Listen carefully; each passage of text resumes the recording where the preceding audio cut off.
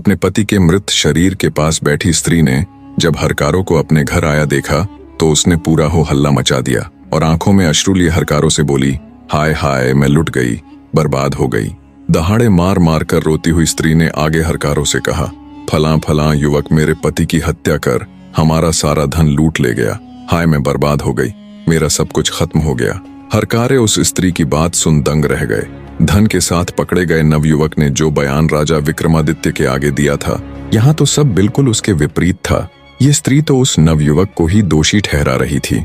जब हरकारों को कुछ भी समझ न आया तो उन्होंने उस स्त्री को भी अपनी हिरासत में ले लिया और उसे भी राजा विक्रमादित्य के सामने पेश किया। स्त्री को जब राजा विक्रमादित्य के सामने पेश किया गया तो उसने राजा विक्रमादित्य के सामने भी फिर से वही बात दोहराई और रोते हुए बोली, न्याय कीजिए महाराज, इस धूर्त व्यक्ति ने मेरा सब कुछ खत्म कर दिया। अब मैं किसके सहारे जीऊंगी? क्या अर्थ रह गया अब मेरे जीने का जब मेरा पति ही नहीं रहा? ऐसे जीने से अच्छा तो मैं भी अपने पति के साथ सती हो जाऊंगी। स्त्री और उस नवयुवक की बात सुन राजा विक्रमादित्य भी असमंजस में पड़ गए।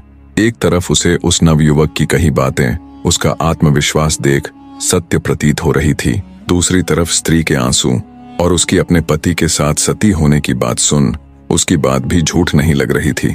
कुछ देर राजा विक्रमादित्य गहरी सोच में डूबे रहे। फिर उन्होंने कुछ सोचते हुए उन दोनों को अलग अलग कक्षों में बंद करने का आदेश दिया। फिर राजा विक्रमादित्य ने स्त्री के घर जाने वाले हरकारों से पूछताछ की और उनसे वहां का पूरा विवरण लिया और तुरंत एक राजवैद्य को बुलाया और उस स्त्री के मृत पति की जांच करवाई। राजवैद्य ने जब उसकी मृत्यु का कारण बताया तो सारा माजरा राजा विक्रमादित्य के आगे बिल्कुल स्पष्ट हो गया। राजा विक्रमादित्य ने उस स्त्री को बुलवाया और सख्त स्वर में पूछा, तुम्हारा पति कैसे मरा? स्त्री ने फिर से रोते हुए कहा, महाराज, वह नवयुवक मेरे घर आया और मेरे पति को मारकर हमारा सारा धन लेकर भाग गया। उस स्त्री की बात सुन राजा विक्रमादित्य बोले, अरे दुष्ट स्त्री, क्या तुम्हारे अंदर लेस मात्र भी लाज लज्जा नहीं बची, जो अपने पति को मारने के बाद इतने विश्वास के साथ ढोंग कर रही हो? सच ही कहा है किसी ने, स्त्री का त्रिया चरित्र जाने न कोय, खसम मार के सती होए।